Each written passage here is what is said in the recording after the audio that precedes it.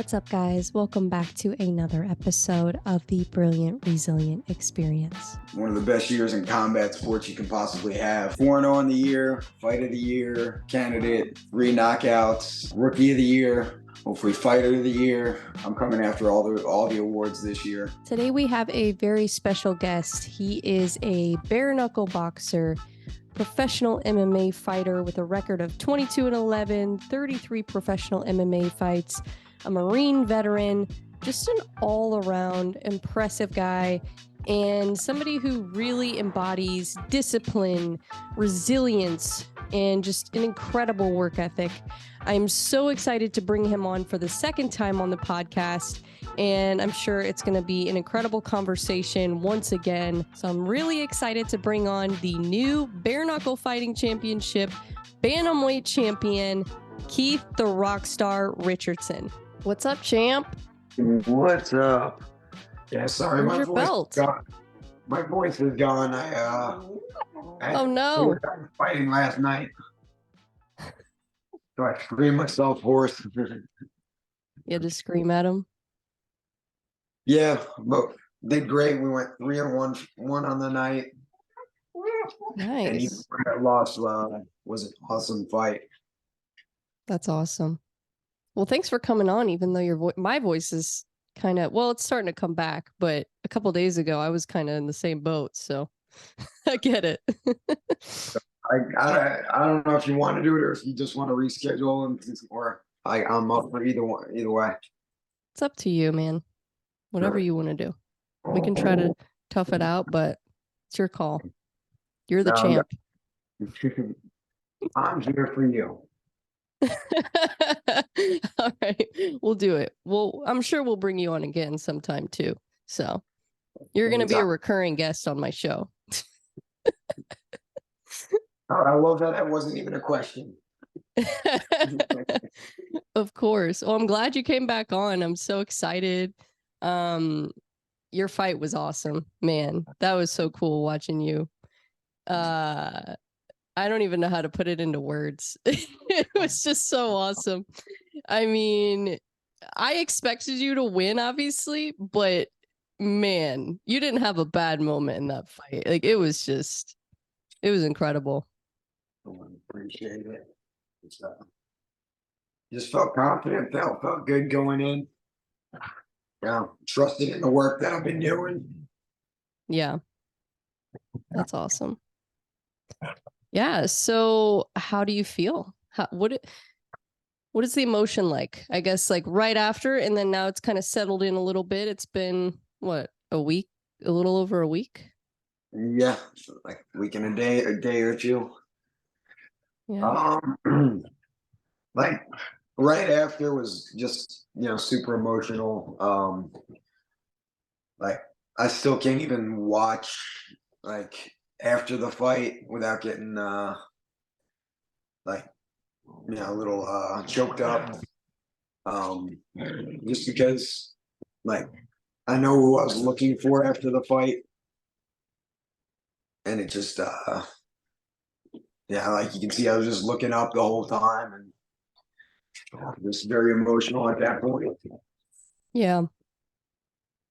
Because that's the guy that I always it was the first one that I'm always looking for after a fight. Was the first guy that I wanted to run up and give a hug to. So it was just a very emotional time, like just immediately after. But I got then the gravity of like what happened like set in, and I just was elated, especially to do it so close to home, so everybody got to be part of that moment. It was yeah, that was awesome. The crowd was going crazy for you. That was amazing. It's just that had to be unreal. I've got some good crazy supporters.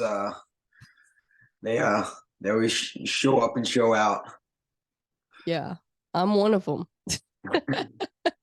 Hopefully I'll get to make it to the next one. That'd be amazing.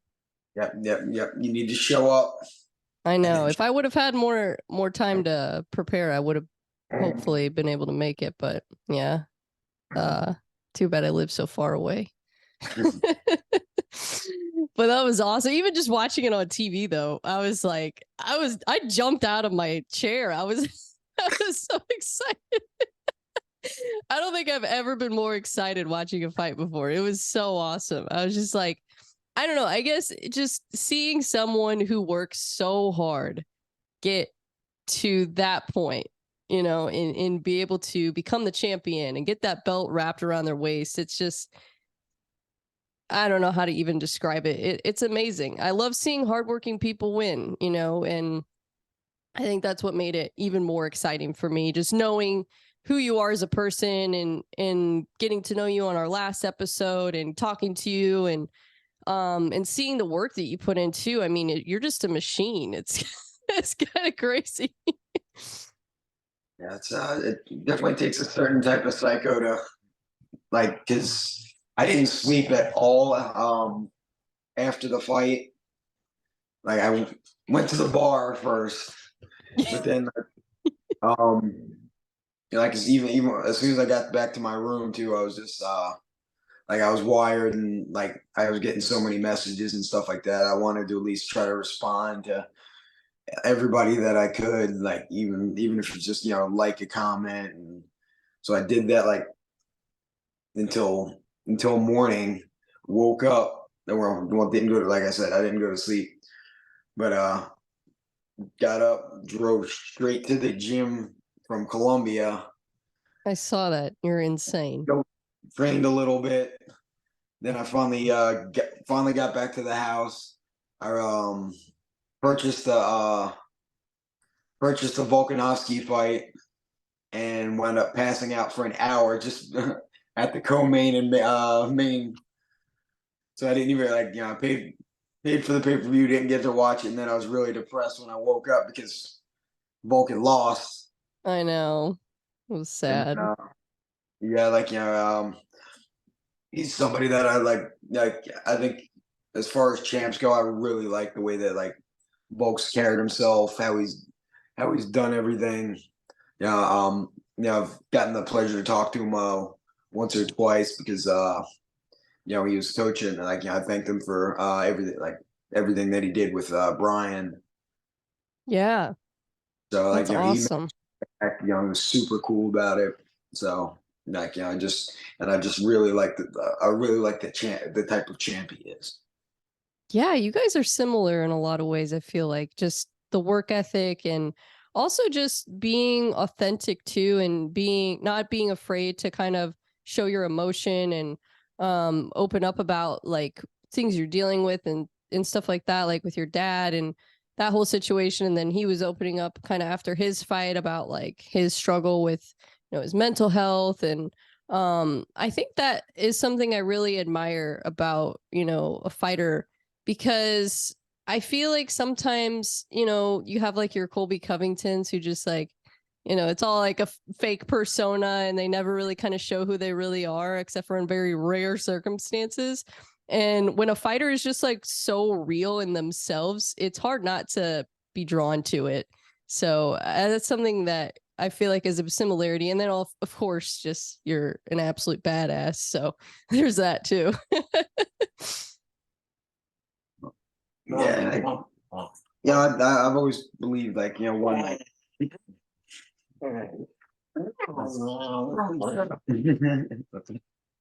I've always believed one thing that people pick up on easily and can't stand is fakeness. Yeah. Plus I don't want to live some false persona. I've always wanted to be me. I think even in my faults or my problems, I think it shows strength to show weakness. It does. It really does. And your story will inspire people too. It inspires me. I mean, I don't know how many times I went back and watched some of our clips just to get a little extra motivation for the day, because it was like, okay, well, I could make excuses, or okay, let me watch a clip of Keith talking, and then okay, those excuses are gone now. Those excuses are out the window. But it makes me work harder. And like, I've had, a couple people on my podcast, like Sam Primo, he's a bodybuilder, but he's paralyzed, and is another example of somebody that I go back and watch clips, and I get so motivated. And just being able to surround myself with people like you, and talk to you, and have the honor of having you on, and just getting to feel that motivation and inspiration, it's huge. And I think a lot of other people, will feel that from you. And I've said that before. And it's huge. It really does. Like, it gets me fired up. And there's days that I need that. And it may just be like a minute or 30 seconds, but it makes a huge difference. And yeah, and even just knowing that you're out there busting your ass, I'm like, oh man, I can't just stay in bed. I got to get up and get going, get moving. Because Keith's out there, going straight from his fight, going back to the gym the next day. I'm like, God, making me look like a lazy person over here.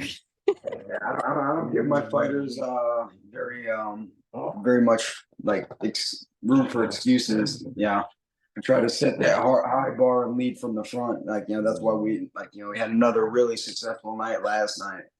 Like I said, we went 3-1 on the night, and even the one that we lost was it was a great fight against a guy that I had a lot more experience than him.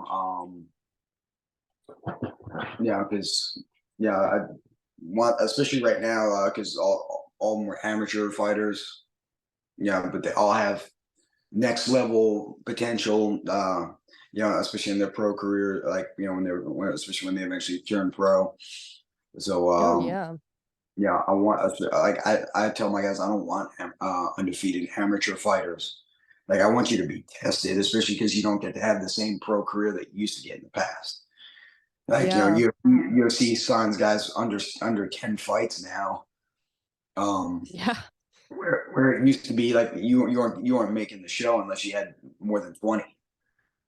Right. So so now they need to be battle hardened as soon as when they turn pro. So this was one of those challenging fights. Kind of like, Fighter kind of got a little screwed over too. Like, he had at the end of the first, he had the guy's back and was sinking in the choke, and whoever was doing the timing, instead of hitting the clacker, they hit the horn and ended the round 10 seconds early when he had a rear naked choke sunk in. Oh no. Yeah, and then the second round, the guy wound up turning around and catching him in a submission. But it was wow. It was a great fight. Like, I'm super proud of all my guys. Like, we have an amazing program, amazing gym. My team is my family. Like, yeah, I can tell. That was so cool after the fight when you were chanting that. That was so awesome. That was really cool. Just that whole post-fight interview was epic. I was fired up. I was watching that. That was awesome. But that's another thing too, is like, not only are you a great fighter, but you're a great coach too. And it's just crazy how much you're able to do.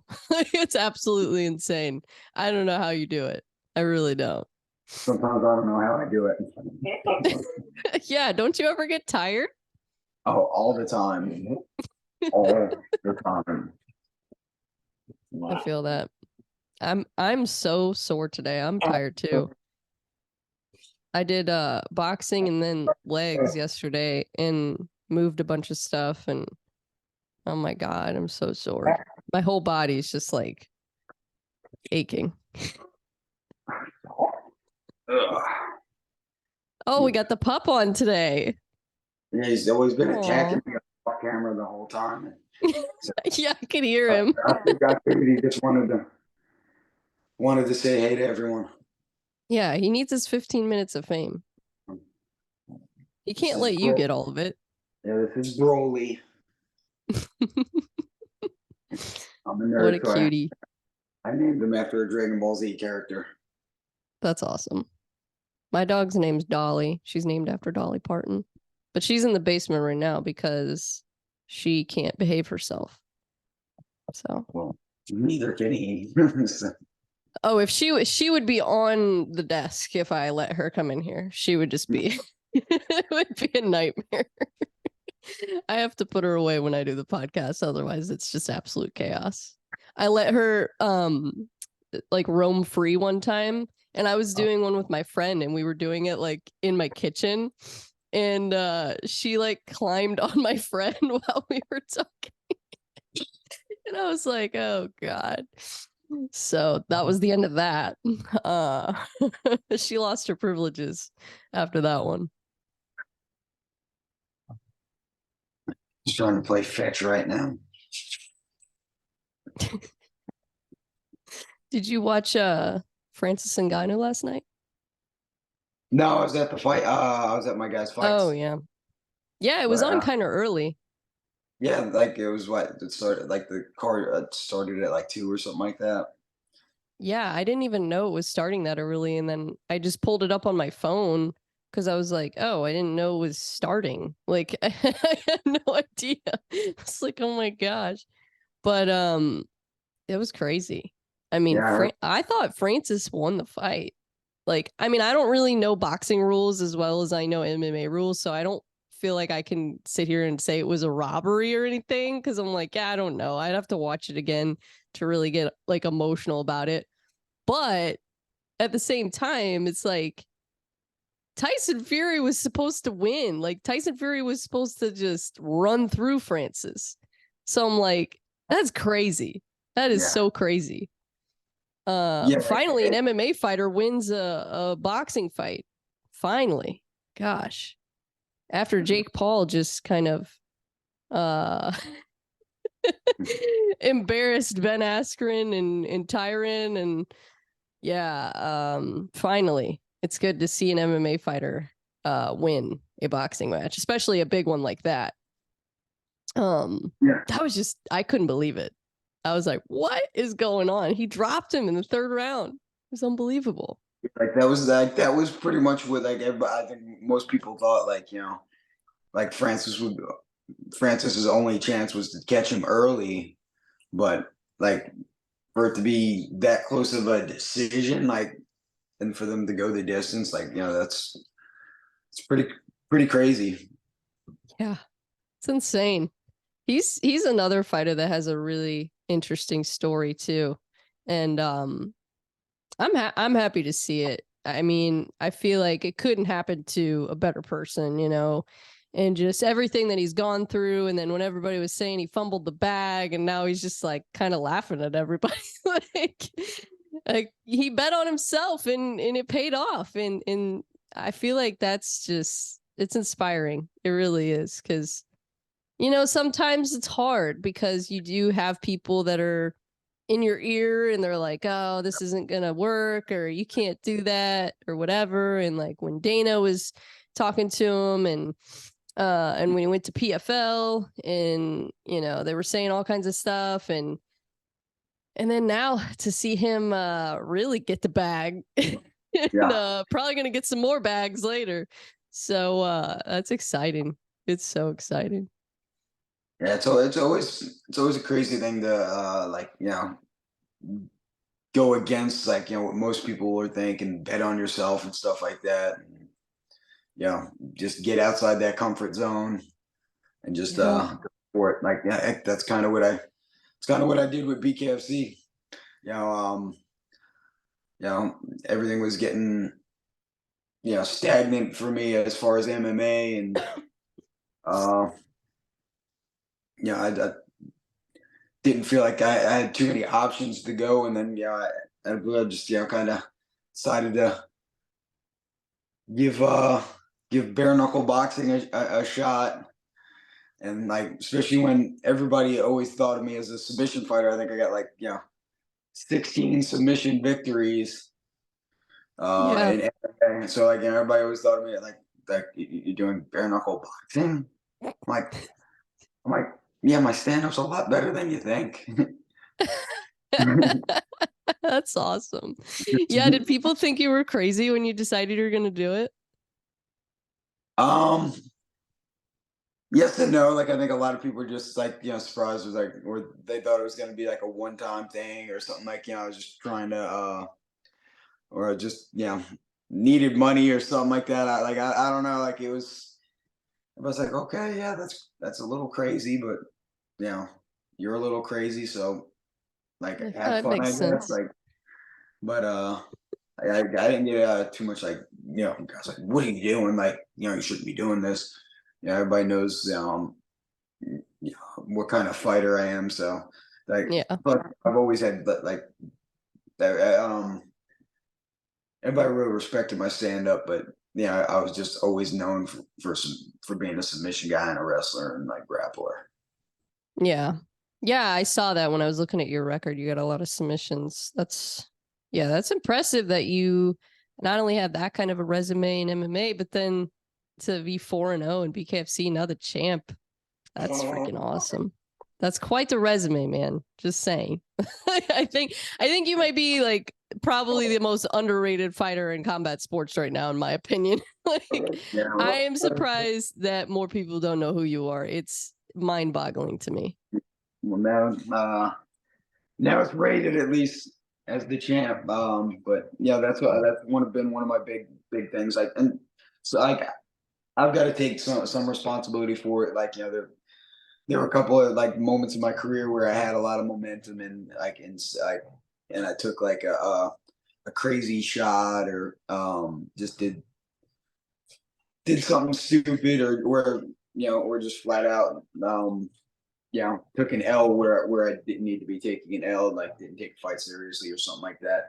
So there were a lot of times where I kind of almost reset my own momentum, but like I fought I was on a pretty decent streak, and then like I fought Tony Gravely on like 2 days Yeah. notice. I was just like, He was in the UFC, right? yeah, Yeah. He's good. fight, yeah, like so like I just took the fight for Elephant like 2 days notice, and it was like almost won, like dropped him twice, and like had him in a couple of submissions, but wound up losing the decision. So that kind of, and then that was right before he got signed by the UFC. Oh, of course. So there are plenty of moments like that. I fought Charles Rosa at like 155 pounds. So Jeez. like my opponent pulled out, so I like bumped up, and then like sure shit, he gets signed after that. Yeah, it's crazy. You fought so many people that have been in like Bellator and UFC, but you never fought in the UFC, but you were fighting guys that were at that level anyway. So it's like, it's insane. Yeah, like I've got wins over several guys in the UFC and stuff like that. Just that was always been like my MO. Like like he's like one of the best fighters in the South that has never fought in the UFC. In Tapology, he always ranked like in the top 5, top 10 in the nation, like outside of the UFC, and just I never got the opportunity. So it was just kind of kind of got frustrating. Then like guys started realizing like, we shouldn't fight this guy because he'll try to take our spot. So like, I was having trouble getting matchups, having trouble, getting the fights that I needed to get to that next level. Right. Yeah, and that's the thing that a lot of people kind of don't realize, like behind the scenes, is it's more than just your skill set getting to the UFC. There's so many other factors that go into it, like building your career and your record and your opponents. And a lot of guys have to take short notice fights. Like I know fighters that like, they're really high level black belts. And so it's like impossible for them to get fights or it's impossible for them to get fights that aren't like short notice or like 2 weight classes above, like crazy stuff that they shouldn't be doing. So it's like, there's stuff that goes on behind the scenes. It's just like, people don't understand. And yeah. Like my last three or four like MMA fights were 2.5 weeks notice, 2 weeks notice, 3 weeks notice. Yeah. Like it's Crazy. But, yeah, because I haven't lost a fight since 2018. Yeah. And that was Patty Mix, which is Right. which is a tough fight. Little bit. Little bit. Yeah. Yeah, it's crazy. It's insane. Your resume is crazy. I've been saying that since I kind of found out about you. I was like, wait, who is this guy? I'm like, why didn't I know who this guy was before? I'm like, this is crazy. And it's funny because I didn't even know who you were until you were in BKFC. And I'm like, that's wild. Like, and I watch a lot of MMA. So I'm like, that's just crazy to me that your name never popped up. I never discovered you before. And then now, but you're in BKFC. But I feel like a lot of people maybe are the same way with Mike Perry, and like some other fighters in BKFC that were in the UFC before. Like now they're getting a lot more spotlight, and attention. So it's really cool. I really like what they're doing. And man, they've got a lot of crazy stuff going on at BKFC, like the Thailand coming up. I think that's what, like in a couple weeks or something. And then Perry versus Alvarez. Yeah. Yeah, That's they're doing wild. some big things and some crazy things, and like, yeah, they're not afraid to take some chances and like match up crazy fights. I'm really interested to see that BKFC Thai style. Yeah. Is that like a special rule set for that? Is it like Yeah, Muay Thai? they're allowing, like, the knees, elbows, punches, kicks. They're adapting the clinching rules, like where they're like it's got to be active clinch, and they like, I think they have like time limits on it a little bit to where they're not just sitting there. Right. Like, clinch is going to be a little modified. I'm trying to think what the other aspects of the rules are that like are slightly different.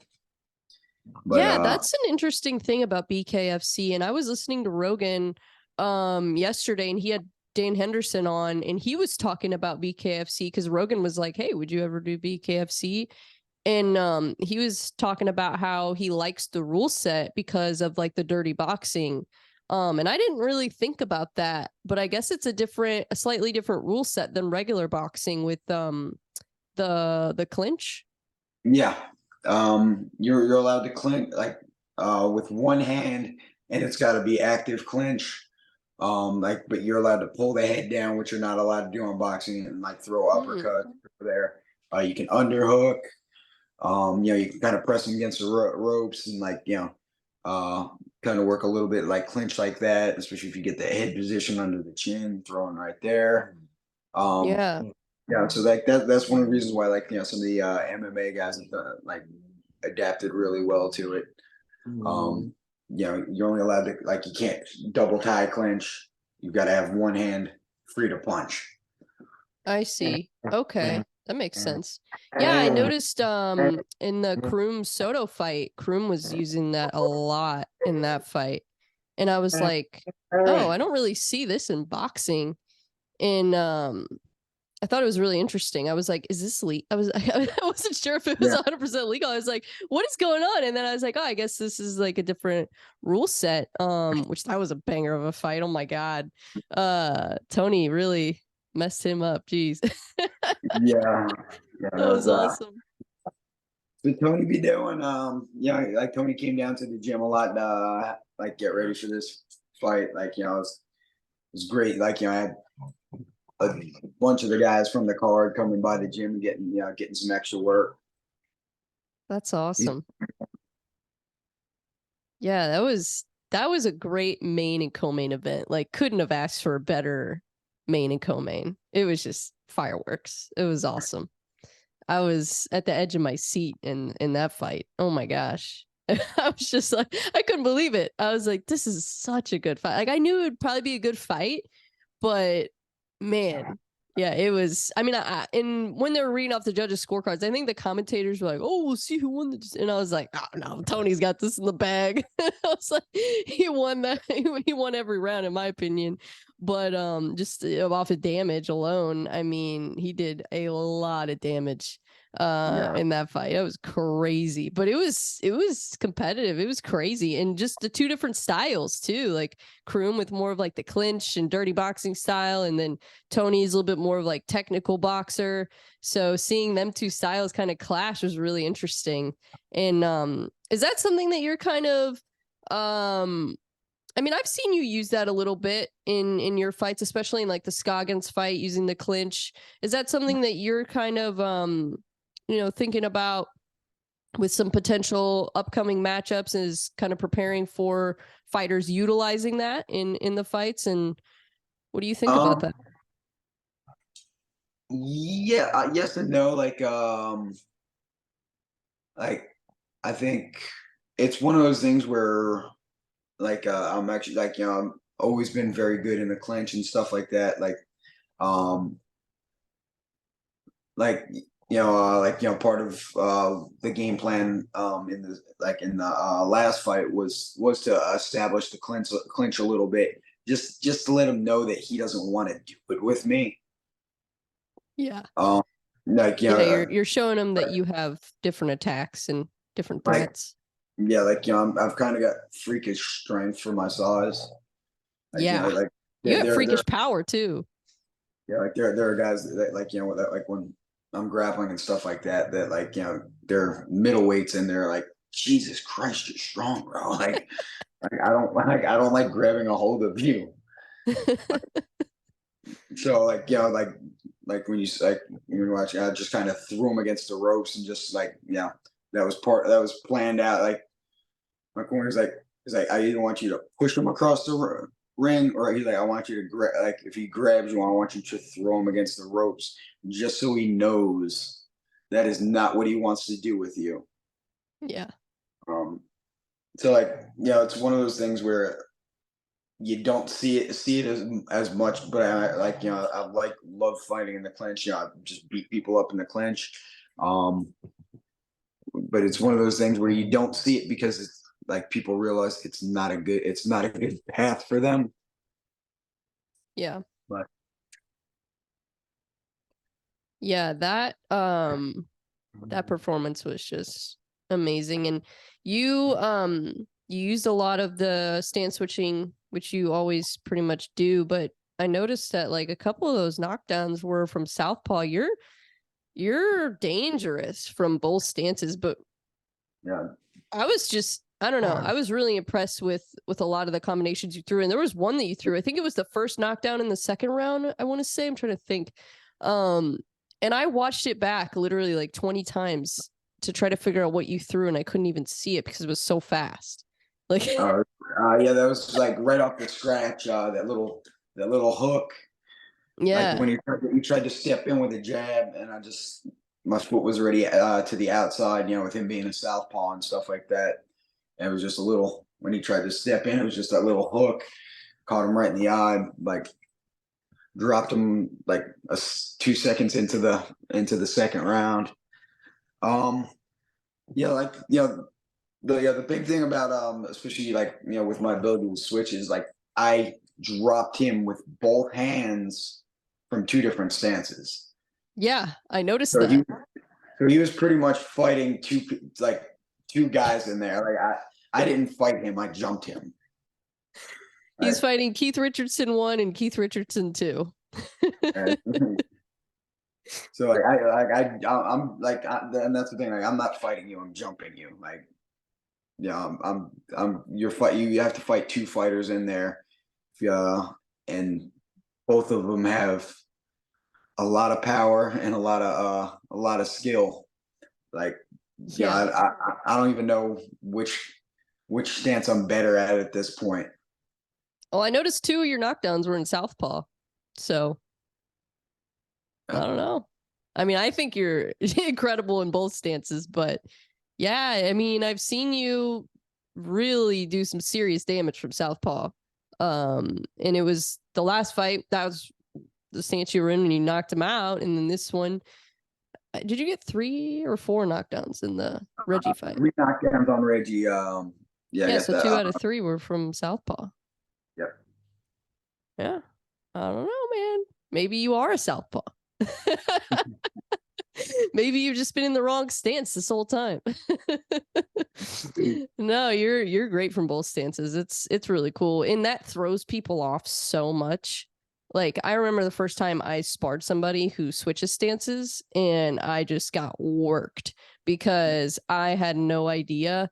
I kept circling to their power hand because I didn't realize they were switching stances, because they would throw, like, I just I couldn't even tell. And I was new to sparring too. And this kid was like on his way to becoming like a pro boxer. So he was like way more skilled than me. But yeah, but I learned a lot from it, and I'm glad I sparred with him, and I'm glad I got to get rounds in with people like that, because it gave me a lot of really good experience.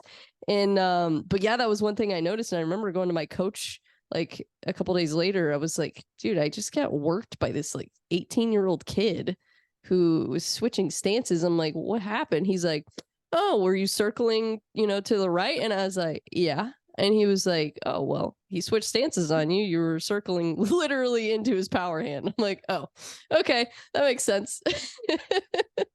But I didn't know, it threw me off. It keeps you on your toes, like, because you're gonna have, like, you gotta watch what they're doing, because if you don't pick up on the switch, yeah, you're gonna eat. Yeah, you gotta watch their shoulders and their feet, because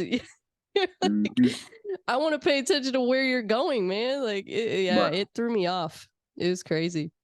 But it takes a long time to perfect something like that. And Yeah. like, the biggest thing is it'll mess up your defense. Like, at first, when you're first trying to learn it, it's a lot easier to be offensive when you're switching. Yeah.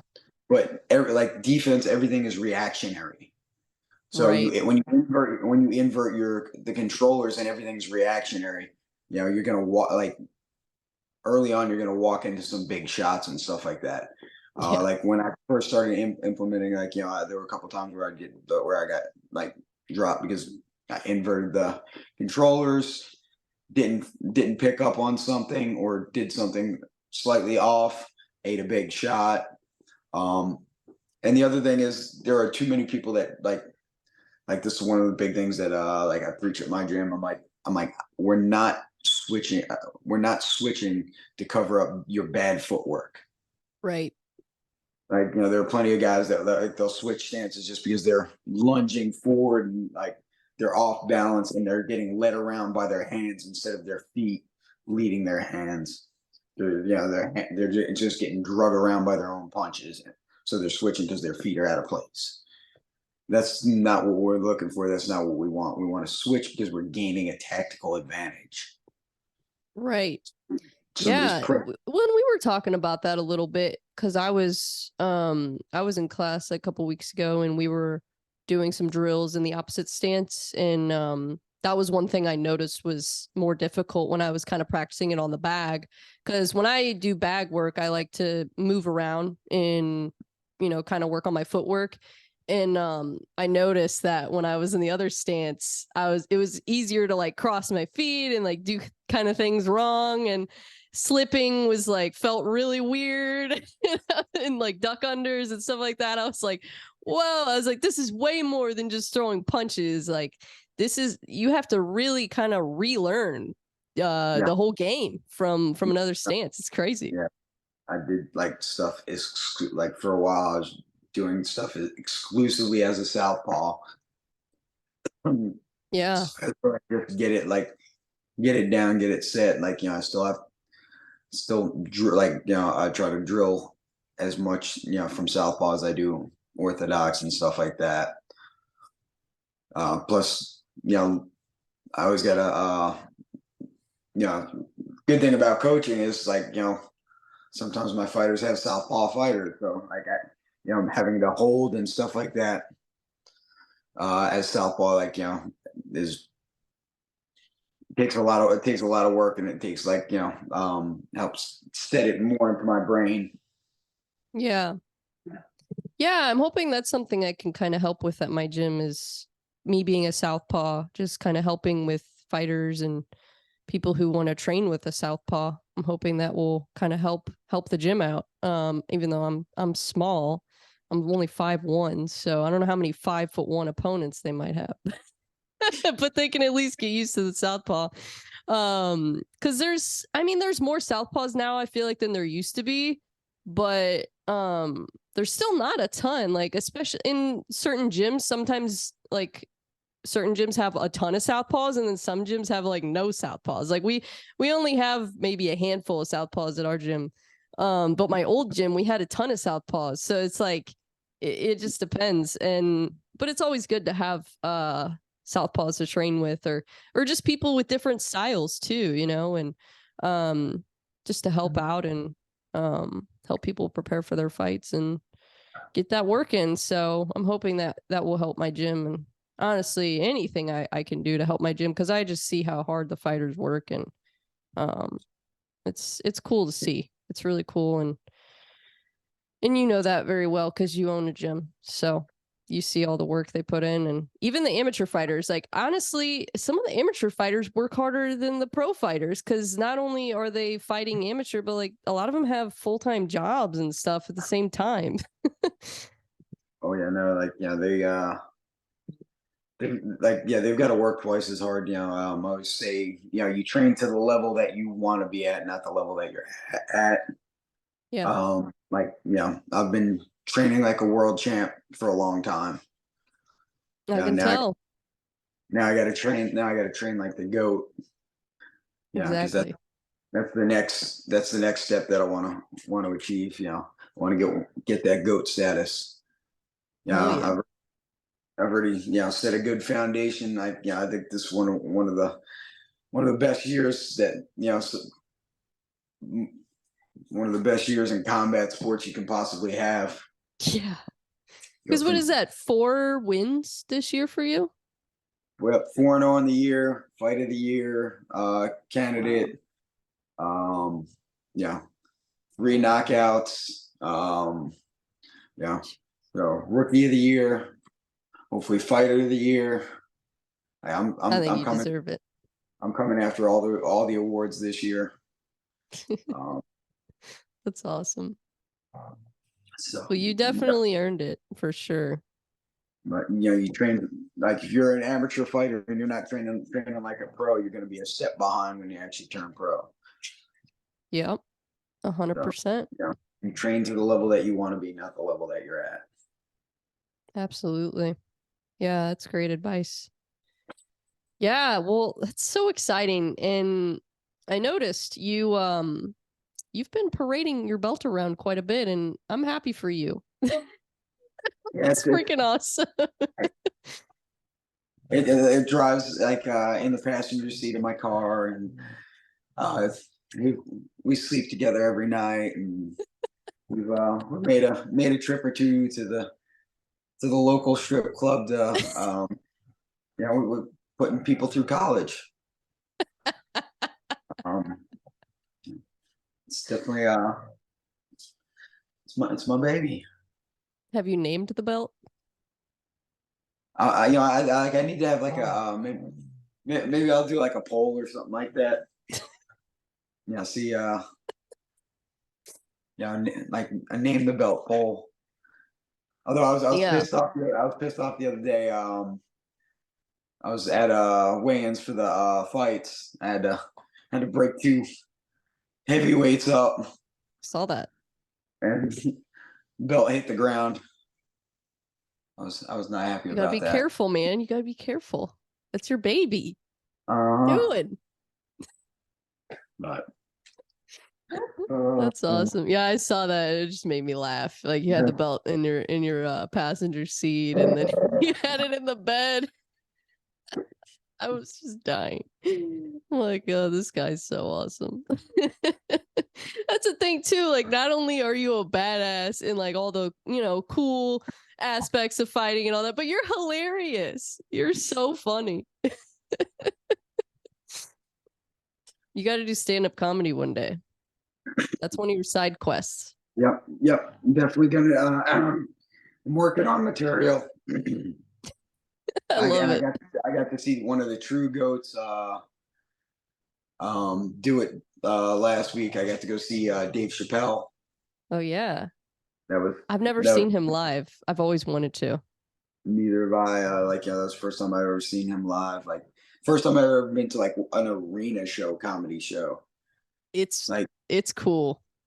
that is, it's crazy. Like, I love the I love going to see guys in comedy clubs. Yeah. Especially when you get them before like they blow up. Like, I remember I saw Bert Kreischer, and it was in like a small. It was at like a place called the Comedy Zone, so it was like a smaller club type Oh venue. wow.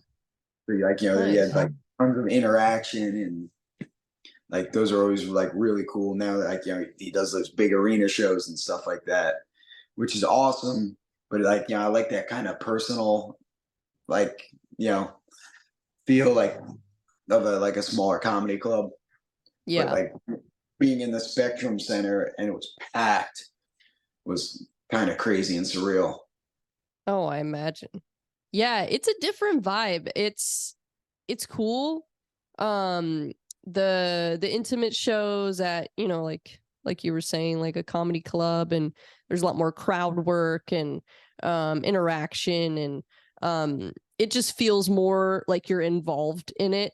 And then but the arena shows are really cool because it's just like a different energy. Like the energy is just unreal. And then there's so many people laughing at the same time. It's the coolest thing ever because it's just like a bunch of people just laughing together. It's so crazy. Yeah, like like those big arena shows almost has like that energy, like that electricity, like of a fight. So like, Yeah. it just kind of gets you amped up, like, but amped up to to laugh. Oh yeah. I love going to comedy shows. I just went to one I don't know, like a month or so ago. Local comedian Max Price. I'm actually going to bring him on the podcast and in a couple months cuz he's releasing his first special here soon. So that's really exciting. But yeah, it was really cool, and it's cool to see local comics too, especially when they're kind of on the rise, because you just never know. I mean, he's had a couple clips that went really viral, and that's kind of how a lot of comedians are getting successful now, is with their social media clips. And like Matt Rife is a perfect example of that. Like, he kind of blew up from his clips, and it's cool. It's really cool. It's a different time for comedy, for sure, because it's not like the old days where you just literally I mean, they still obviously do the same thing where they're just constantly and stuff like that. grinding. Yeah. Yeah, but But then now they're doing the social media on top of it, which kind of helps speed up the process a little bit if you're good, if you're somebody who catches people's attention. But now it's more competitive too, because there's so many more comics. Yeah. Everybody's fighting for attention. And then like it seems like in podcasts and stuff like that have gotten pretty instrumental in it. Like, helping people like get ahead in comedy, or some guys like are doing comedy to start their like podcast and stuff like that. Like, it's a next step for like a lot of comics and stuff like that. Yeah, and there's some guys that are like super funny on podcasts, and then like their stand up like isn't near, like, to me, like there are some people like their stand up isn't nearly as funny as just them being themselves on like a podcast. Yeah, I agree. Like, and they're Theo, still like for me, hilarious. Theo Von's one of those guys. Yeah. He's got good stand up, but he's always 10 times more funny when he's just being himself, like on like people's podcasts.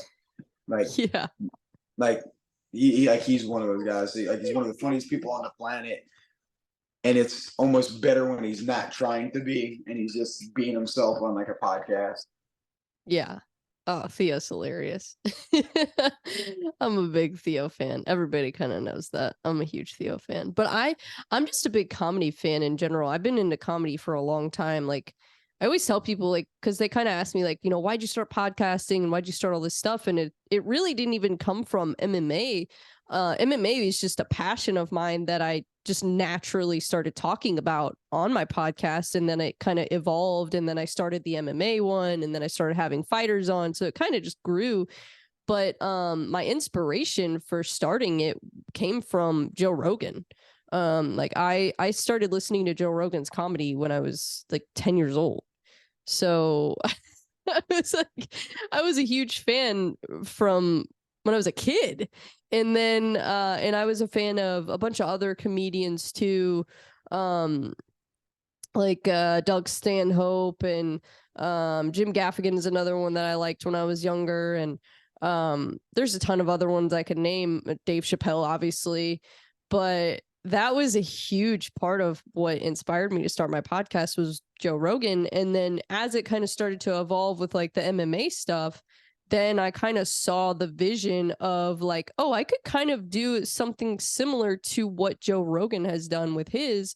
And basically what he's done is created a platform to kind of help just get attention to other people who are doing really cool things like fighters, comedians, scientists, I mean, he has all kinds of different people on his show, which that's kind of what I'm starting to do. I'm starting to have, and I've had other people on besides fighters, but it's been mostly fighters just since that's like the realm I'm mostly in. But I'm starting to have like more and more guests that are from different backgrounds and different industries. So like I have a chef coming on and I have a comedian coming on and bodybuilder and all different kinds of people. So it's really cool. And I think that part of it too helps to get exposure for the fighters. Because if I only had fighters on, then only MMA people are going to watch my podcast. Yeah. But if I have other people on, then people from outside of the sport will watch it, and then they'll get exposed to people like you and other fighters that I've had on, and then they'll turn into hopefully an MMA fan or a combat sports fan. And I've even had people tell me, like people that I grew up with or people that I worked with before, just people that I know, they're like, yeah, I actually started getting into MMA from your podcast because you just kind of explain it in a different way that makes sense. And hearing from the fighters and hearing all their different stories is like really cool. So I don't know. It's really, it's fun. I'm excited about it because it kind of just, I feel like I've started to kind of gain some more momentum lately with it and really starting to dial in and figure out what is like the purpose behind this. And that's really what it is, and that's why I have amateur fighters. I have pro fighters. I have all kinds of different fighters on because I just want, them to be able to tell their story and kind of look at maybe like humanizing them a little bit more. Because from outside of the sport, I feel like a lot of people think it maybe is like a little barbaric, or there's certain reasons why they hesitate from watching MMA or combat sports. But then when they kind of see the more human side and they see the work that goes into it, they see the technical side of it, the sport athletic side of it, then they realize it's more than just fighting. It's more than just two people throwing down. Like it's way more than that. And that's what makes this sport so great, I think. I would tend to agree with that statement. Yeah, it's pretty cool. Yeah, it's awesome to see, like I said, people like you winning and having so much success, and you're off to have even more success, I think. And it's going to be really cool to see how far you can take it. I'm interested to see how far I can take it too. Yeah. Yeah. I think you can take it pretty far. I have faith in you. As far as my body will let me go. Right. Yeah. Because, well, at least with bare knuckle, like you said on the last show, you don't have as much of the grappling and stuff to worry about, so it doesn't wear your body down as much. But you're still getting punched in the face. So. Plus, I still gotta do it anyway because I gotta train all the idiots at my gym. So I still get plenty of grappling, plenty of wrestling, plenty of cage work. Right. Do you think I kind of thought of this question yesterday when I was listening to Dan Henderson on Rogan. Do you think MMA fighters or boxers have more success in BKFC?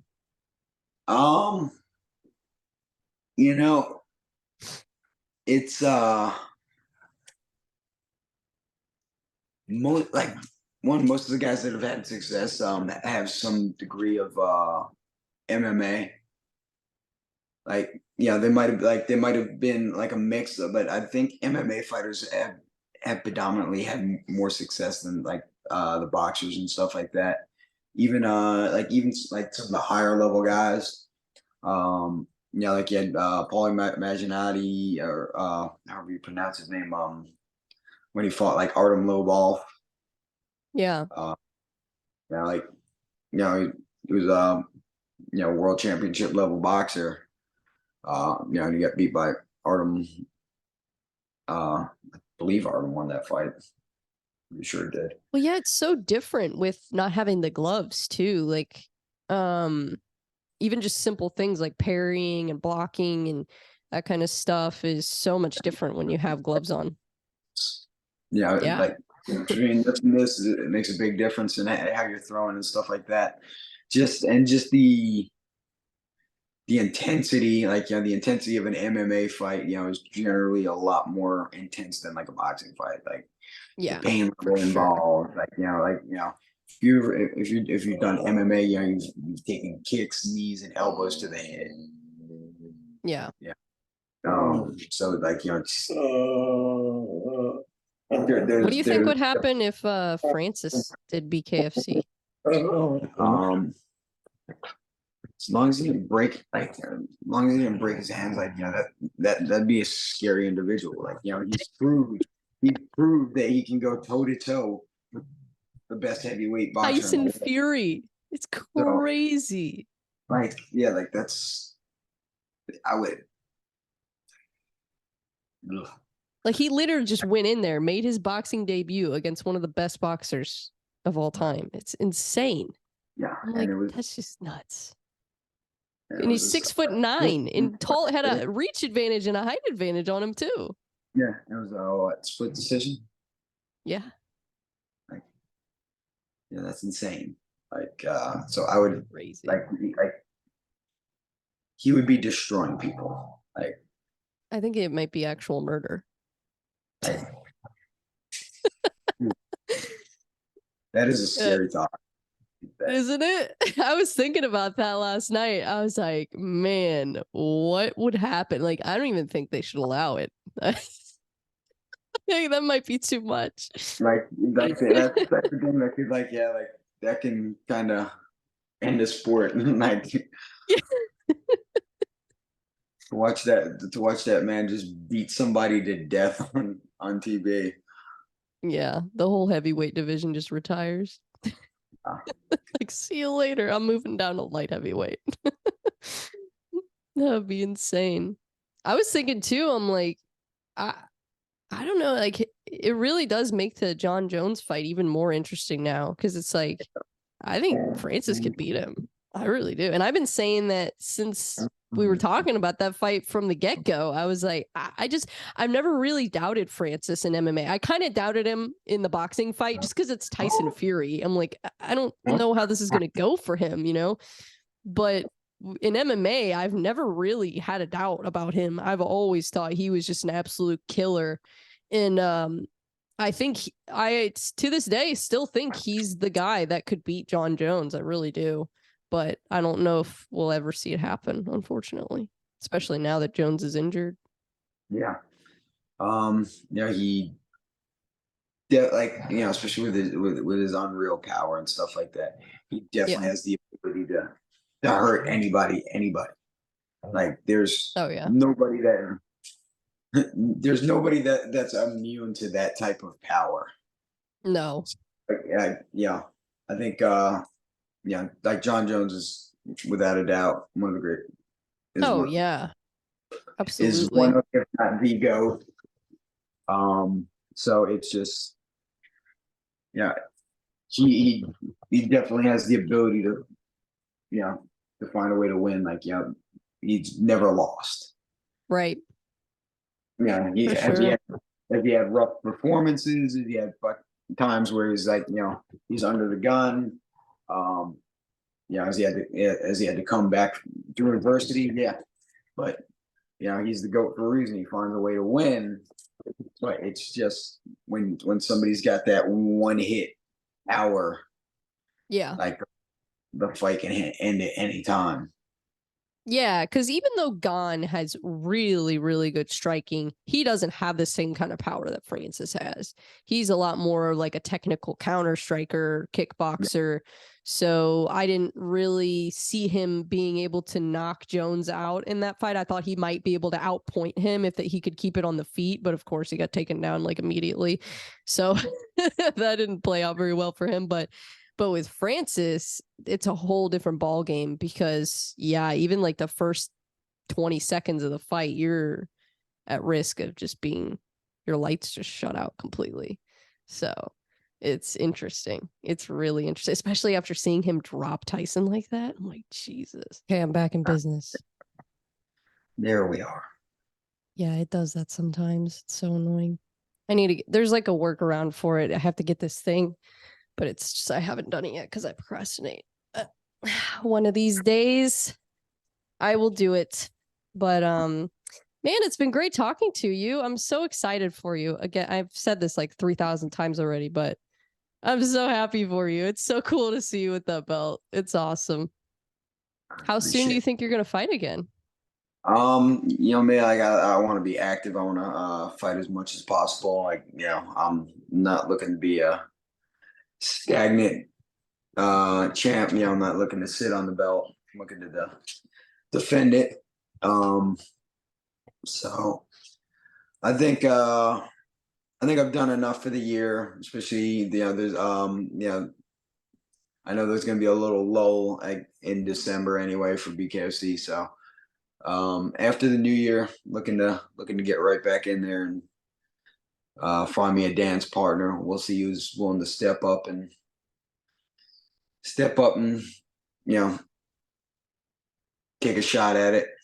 But Nice. you know, I'm hungrier to defend what I've got than I was to even get it in the first place. Yeah, I imagine. I don't want to. The idea of somebody coming in and taking what's mine doesn't sit right with me. It's a good mentality to have. Yeah, and I feel like you're the type of person too that's just like never satisfied. So like once you hit one level, you're like, okay, next level. Let's go to the next one, and the next one, and the next one. Like that's how you got to be. You know, that's how progress is made. You got to keep like, you know, you reach your goal. All right, now you just got to set the next one. Yeah, well, that's awesome. Well, hopefully the next one isn't too far away, so I can go.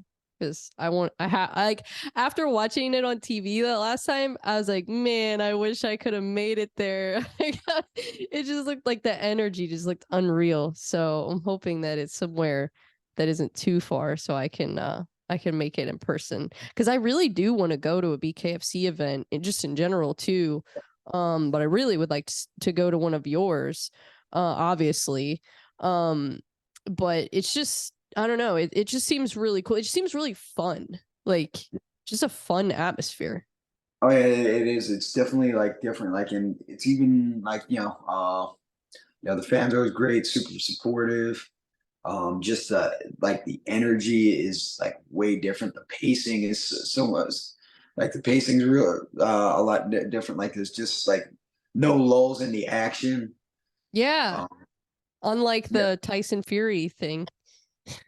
yeah, like, you know, That event, I heard there was like a lot of like lulls in and even like PFL. That's kind of one of my I guess frustrations with their events too, is that there is a lot of time where you're just kind of looking at the cage and you're like, what's going on?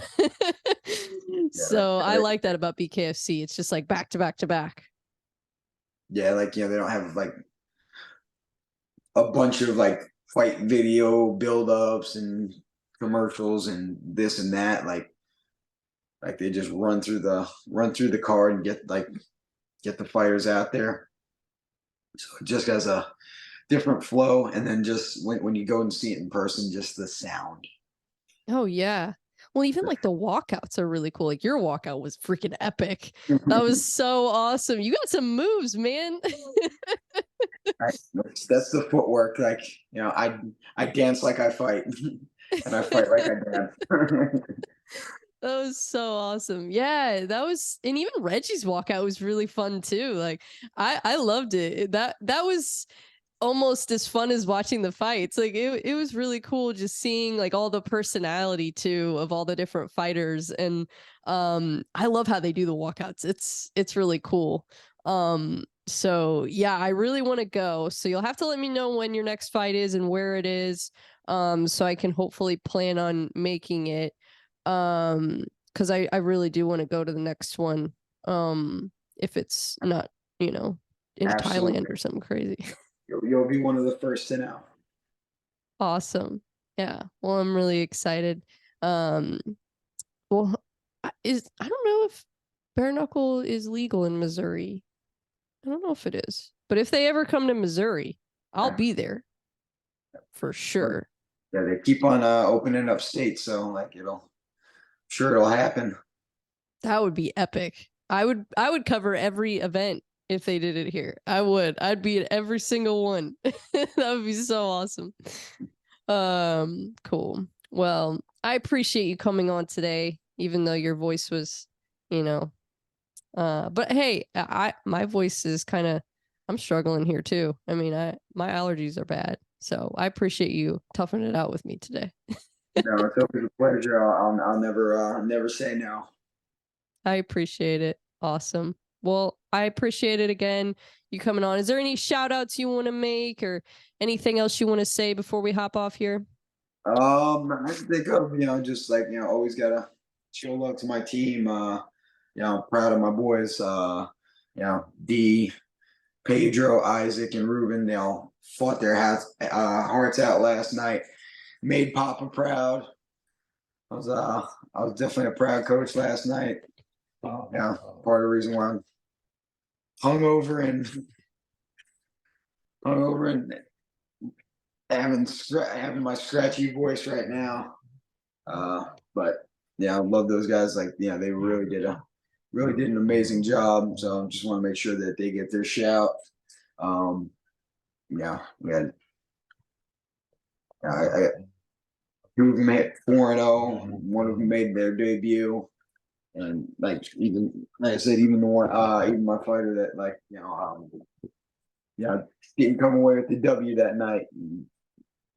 He did an amazing job. It made me super proud to be his coach. So I know he became a better fighter just from that fight. So I'm looking forward to seeing how he recovers from it and how he pushes forward. Like, that's one of the big signs of a fighter is how you take an L and come back. Absolutely. That's awesome. Well, thank you again for coming on. I will let you get back to your Sunday. Are you training today? Or are you taking it easy? Absolutely. Gonna head You're a monster. It's fun day, open mat. So awesome. We're gonna be beating the shit out of each other. Well, that sounds fun. Well, I appreciate you. Congratulations again. And new. Now I got to change the net. Now it's going to be and still. Exactly. Yeah. Now I got to practice that one now. Yep. All right, man. Well, thank you again. I'm super excited for you. Super excited to see your next fight. Always great chatting with you. I enjoy it every time. And we'll do it again soon. Yeah. And still, that's going to be the next one. Yep. All right, man. Well, I'll let you get back to your day. You have a good one. All right, you too.